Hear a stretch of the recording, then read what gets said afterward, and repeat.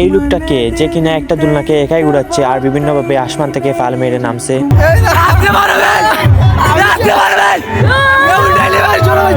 তো দেখো বন্ধুরা, আজকে আমরা চলে গেছিলাম উরুসের একটা মেলায়। সেখানে গিয়ে দেখি নৌকা এবং নাগরদোলা বসেছে, যেটা বাচ্চা থেকে বড় সবাই অনেক পছন্দ করে। এখানে আমরা 3 বন্ধু গেছিলাম, সেই জন্য আমরা 3টা টিকিট নিয়ে নিলাম নাগরদোলা চলার জন্য। এখানে প্রত্যেকটি টিকিটের দাম ছিল 30 টাকা করে। আর আপনাদের বলে নেই, এটা হচ্ছে ট্যাংরার একটা উরুস, যেটা 3 দিন ব্যাপী হয়ে থাকে, আর এটা কালামিয়ার উরুস নামে পরিচিত। আর এইদিকে দেখেন বন্ধুরা, আমরা কিন্তু নাগরদোলা চলতে শুরু করলাম। আর নাগরদোলা চলা কিন্তু আমাদের জন্য অনেক ভয়ঙ্কর ছিল, কেননা আমরা প্রথমবার এটা চলার সময় তোমাদের মনে হবে আসমান থেকে কেউ তোমাদের নিচে ফেলে দিয়েছে। এটা চলে আমাদের প্রথমবারের মতো হাওয়া টাইট হয়ে গেছিল। সেজন্য আমরা চলে গেলাম মেলায়। মেলা ঘুরতে ঘুরতে দেখি এখানে আমাদের ফেভারিট নুডলস। আর নুডলস দেখলে আমাদের কোনো মাত নেই, আমরা 3 বন্ধু নুডলস খেতে অনেক বেশি ভালোবাসি। সেজন্য আমরা 3 প্লেট নুডলস অর্ডার দিয়ে দিলাম। আর এখানে প্রত্যেকটি প্লেট ছিল 50 টাকা করে। এখানে নুডলস খেয়ে আমরা মজা পাইনি, এটা সম্ভবত সকালকার ছিল। তো আমরা এখানে নুডলস খেয়ে মেলা ঘুরাতে লাগলাম। আর মেলা ঘুরাতে ঘুরাতে হঠাৎ করে দেখলাম নাও। সেজন্য আমরা নাওয়ের টিকিট নিয়ে নাওয়ে উঠে পড়লাম। আর এখানে নাওয়ালা ভাই কিন্তু অনেক কষ্ট করে নাও চালাচ্ছে, সেটা আপনারা দেখতেই পাচ্ছেন। আর এখানে নাওয়ে কিন্তু প্রত্যেকটি টিকিট 30 টাকা করে ছিল। আর এটা চলার কিন্তু এক্সপিরিয়েন্স আমাদের কাছে অনেক ভয়ঙ্কর লেগেছে। তো দেখো বন্ধুরা, আমরা চলে গেলাম খাবারের দোকানের সামনে। এখানে কিন্তু অনেক সুন্দর সুন্দর খাবার ছিল, যেমন স্যান্ডউইচ, বার্গার এবং ভাপা পিঠা, চিংড়ি বড়া ও ডিম চপ। আমরা এখানে বার্গার ও ডিম চপ খেয়ে দেখলাম, এগুলো খেতে অনেক সুস্বাদু ছিল। আর ডিম চপটা আসলে অনেক বেশি মজা ছিল। আরো খেয়ে নিলাম স্যান্ডউইচ ও চিংড়ি বড়া। চিংড়ি বড়া খেতে কিন্তু অনেক মজা, কিন্তু এটা খেলে অনেকের অ্যালার্জি ফুটে যায়, সেজন্য আমরা মাত্র 2টা করে খেলাম। আর এই মেলায় কিন্তু ফাস্টফুড অনেক বেশি ছিল, সেজন্য আমরা ফাস্টফুড খেতে লাগলাম।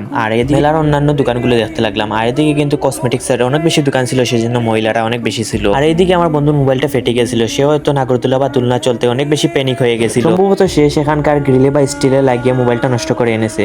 যাই হোক, আজকের জন্য অতটুকু পর্যন্ত ভালো লাগলে